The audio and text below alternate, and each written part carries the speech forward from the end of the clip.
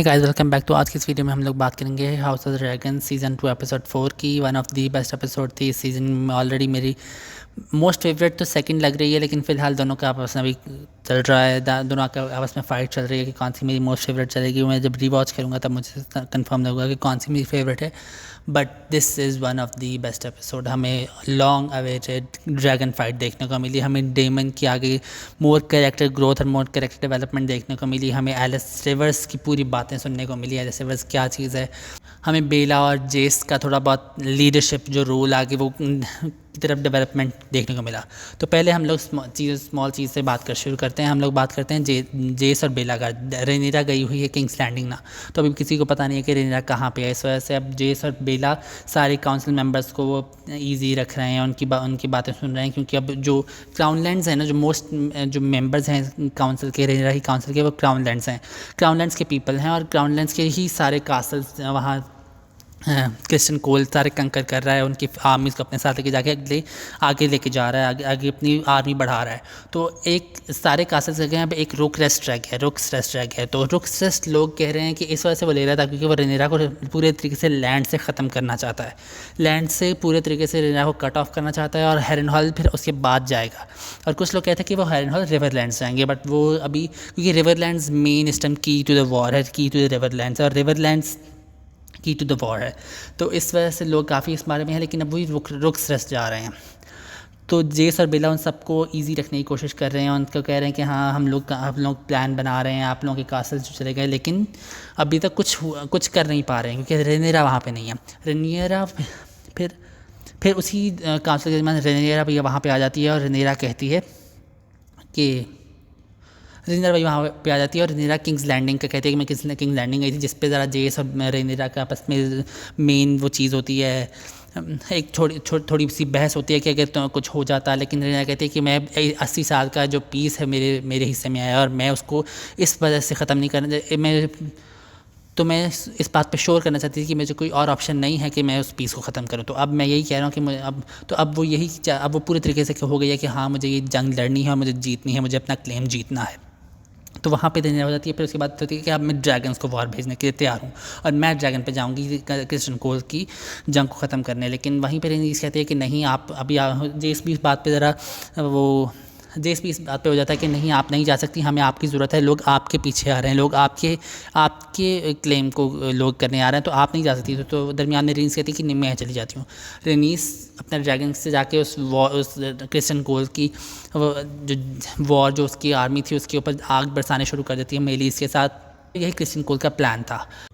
और रेनेरा जिसेरस को song of ice and fire का भी बता दिया, और फुली तैयार हो गई कि अब उसने ड्रैगन्स ही फाइट में भेजने हैं। पूरे तरीके से अगले एपिसोड्स में जो ड्रैगन्स को तैयार करने की कोशिश करेंगे, जिस तरीके से, क्योंकि अभी अगले एपिसोड में हमें मेलिस का ही पता चलेगा कि मेलिस अब नहीं है। इनका one of the main dragons थे कैरेक्सिस, मेलिस, साइरेक्स। तो मेलिस और कैरेक्सिस ज़रा ज़्यादा बड़े थे, तो अब मेलिस नहीं है, तो इकलौता कैरेक्सिस है, वो भी रिवरलैंड्स में है।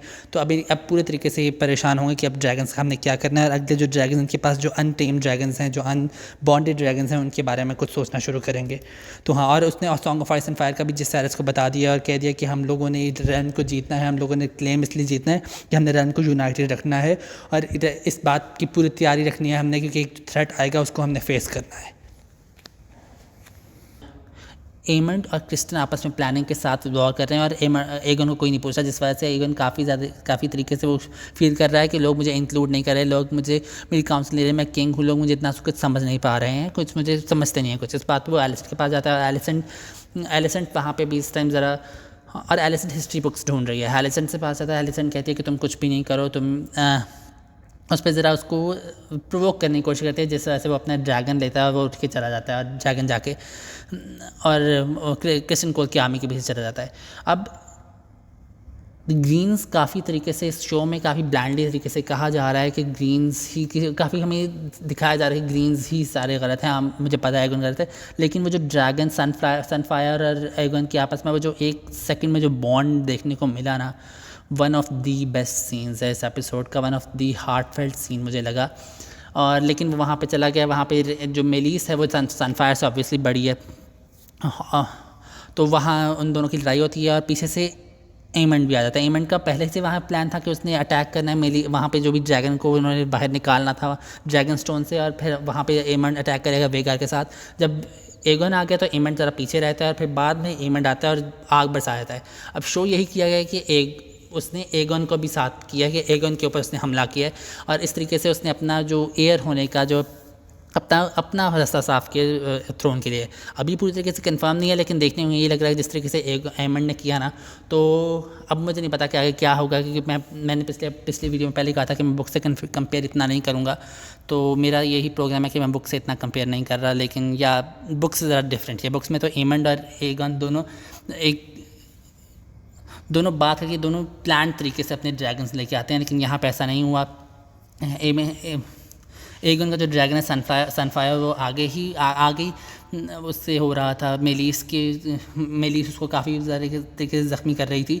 तो इतने में जब वेगार आता है तो वेगार ने स्नीक अटैक से जाके मेलिस को जो मारा, और जो पूरी फाइट थी ना dragon fight, one of the best scenes था। लेकिन मेरे लिए वो सेकंड सीन था काफ़ी लोगों के लिए, लेकिन फर्स्ट सीन जो मेन सीन था ना इस एपिसोड का, मुझे फेवरेट सीन था, वो सनफायर और एगन की चीज़ ही थी। अब बात करते हैं डेमन की। डेमन का जो हेरन हॉल में सारा सीक्वेंस चल रहा है ना, वो मुझे कभी कभी फील होता है कि काफ़ी वो स्लो है, कभी कभी फील होता है कि काफ़ी इंटरेस्टिंग है। एलिस रिवर से हमारी बात हुई, एलिस रिवर जब वहाँ की मेस्टर सारे भाग जाते हैं, हर दफ़ा कोई वहाँ टिकता नहीं है, तो एलिस रिवर वहाँ की मेस्ट्री काम कर रही है। 7 लोग कह रहे हैं कि वो विच है और ये है, तो फिर और जो पहली लड़की है, पहली औरत है, वो पहला बंदा भी जो डेमन से मतलब डरता नहीं है, डेमन से डर नहीं रहा, और इस वजह से डेमन को काफ़ी फैसिनेट कर रहा है कि मुझे क्यों नहीं डर रही, मुझसे जिस तरीके से बात कर रही है। तो वो उनका बॉन्ड जो आगे बन रहा है, वो आगे मुझे एपिसोड में देखने के लिए बहुत मैं इंटरेस्टिंग फील कर रहा हूँ कि आगे क्या होगा इस बारे में। तो ये ऑब्वियसली मेरी सेकंड मोस्ट फेवरेट ये बाद में बदलेगा, लेकिन one of the best episode थी सीज़न 2 की। तो ये था मेरा review house of dragon season 2 episode 4 का। तो अगर आपको वीडियो पसंद आई है तो प्लीज़ लाइक और सब्सक्राइब ज़रूर करें। अगली वीडियो में अगले एपिसोड के साथ बात होगी। आज के लिए इतना ही, बाय बाय।